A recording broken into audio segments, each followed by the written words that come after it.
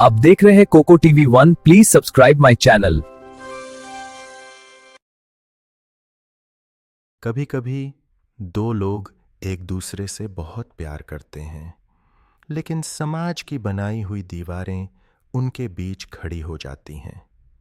यह कहानी है रोहित और रोशनी की, दो ऐसे दिलों की जो एक दूसरे के बिना अधूरे थे, लेकिन किस्मत ने उन्हें हमेशा के लिए अलग कर दिया। हरे भरे खेतों और कच्ची गलियों के बीच एक छोटा सा गांव था। गांव के लोग सादा जीवन जीते थे। सुबह सूरज उगते ही खेतों में काम शुरू हो जाता और शाम होते ही पूरा गांव शांत हो जाता। उसी गांव में रहता था रोहित। रोहित एक मेहनती और सीधा सादा लड़का था। वह अपने माता पिता के साथ खेतों में काम करता था और हमेशा सबकी मदद करने के लिए तैयार रहता था। उसी गांव में रहती थी रोशनी। रोशनी बहुत ही समझदार और दयालु लड़की थी।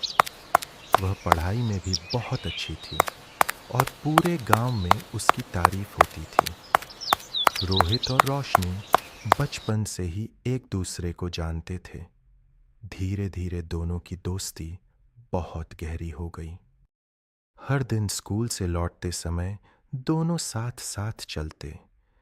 कभी खेतों के रास्ते पर बातें करते, तो कभी नदी किनारे बैठकर अपने सपनों के बारे में सोचते।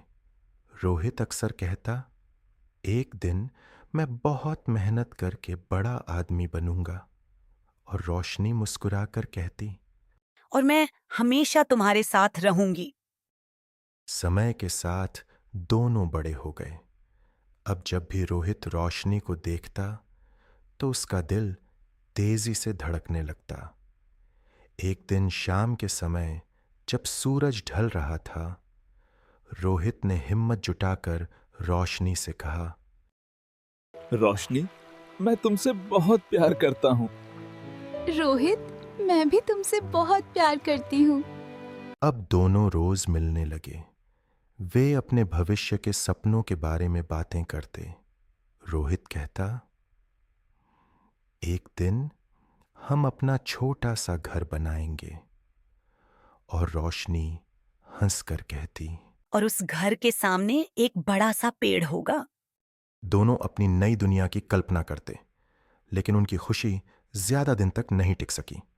एक दिन गांव के किसी आदमी ने रोशनी के पिता को उनके प्यार के बारे में बता दिया। यह सुनते ही रोशनी के पिता बहुत गुस्सा हो गए। उन्होंने सख्त आवाज में कहा, यह रिश्ता कभी नहीं हो सकता। कारण था जाति का फर्क। रोशनी बहुत दुखी हो गई। उसने अपने पिता को समझाने की कोशिश की, लेकिन उन्होंने उसकी एक भी बात नहीं सुनी।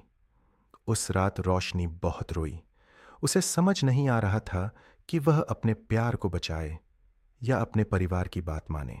अगले दिन शाम को रोशनी रोहित से मिलने नदी किनारे गई। उसकी आंखों में आंसू थे।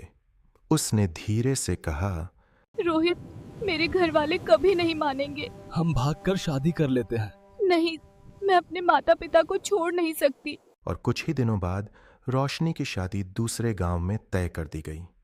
शादी वाले दिन पूरा गांव खुश था। ढोल नगाड़े बज रहे थे, लोग नाच रहे थे, लेकिन रोहित का दिल टूट चुका था। वह दूर खड़ा होकर बस रोशनी को देख रहा था। रोशनी की आंखें भी उसे ढूंढ रही थीं, लेकिन उस दिन दोनों कुछ कह नहीं पाए। समय धीरे धीरे गुजर गया।